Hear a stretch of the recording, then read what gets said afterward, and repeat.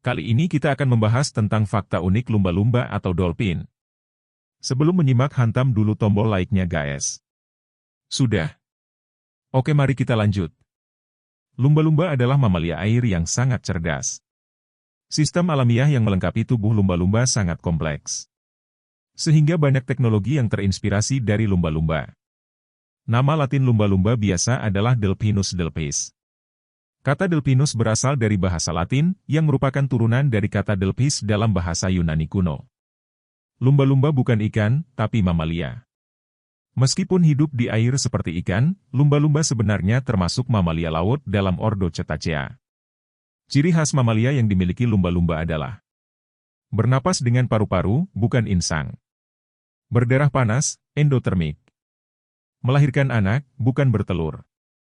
Menyusui anaknya dengan susu dari induknya. Lumba-lumba harus naik ke permukaan setiap beberapa menit untuk mengambil napas melalui lubang napas di atas kepalanya, blowhole. Bisa tidur sambil berenang. Lumba-lumba memiliki cara tidur unik yang disebut unihemispheric slow wave sleep. Artinya, saat tidur, hanya satu belahan otaknya yang beristirahat, sementara belahan lainnya tetap aktif. Mengapa mereka tidur seperti ini? Agar tetap bisa bernapas, karena mereka tidak bisa bernapas otomatis seperti manusia. Untuk waspada terhadap pemangsa atau bahaya lain. Lumba-lumba sering terlihat mengapung di permukaan air atau berenang perlahan saat tidur. Memiliki bahasa sendiri. Lumba-lumba berkomunikasi dengan suara klik, siulan, dan gerakan tubuh. Mereka bisa menghasilkan lebih dari 1000 jenis suara berbeda untuk memanggil satu sama lain. Memberi peringatan tentang bahaya. Mengkoordinasikan perburuan. Menunjukkan emosi, senang, marah, takut, DSB.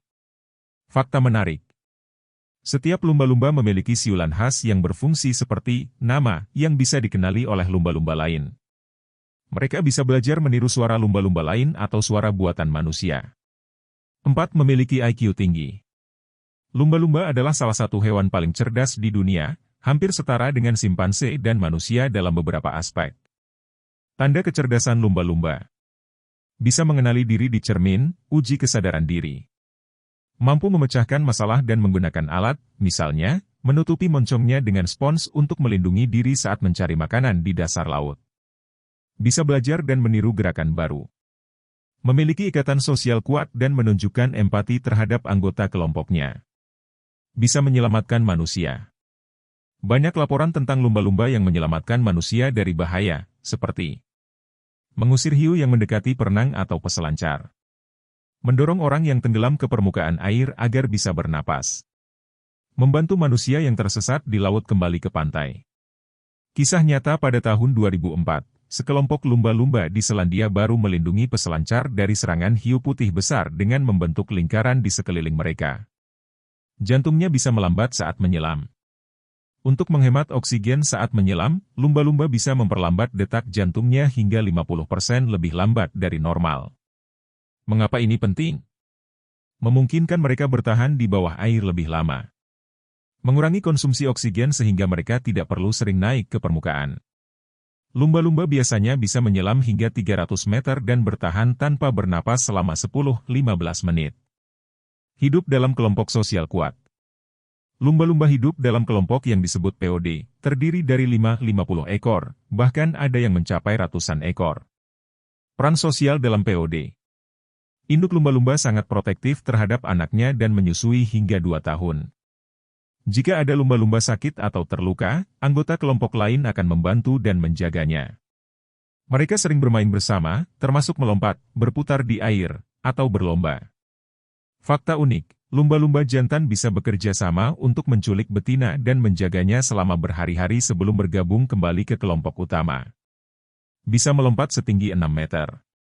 Beberapa spesies lumba-lumba, seperti lumba-lumba hidung botol, Tursiops truncatus, bisa melompat hingga 6 meter di atas permukaan air. Mengapa mereka melompat? Untuk berkomunikasi dengan lumba-lumba lain. Sebagai strategi berburu, menakut-nakuti ikan agar berkumpul. Untuk bermain dan bersenang-senang.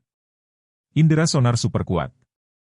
Lumba-lumba memiliki ekolokasi, yaitu kemampuan untuk melihat dengan suara.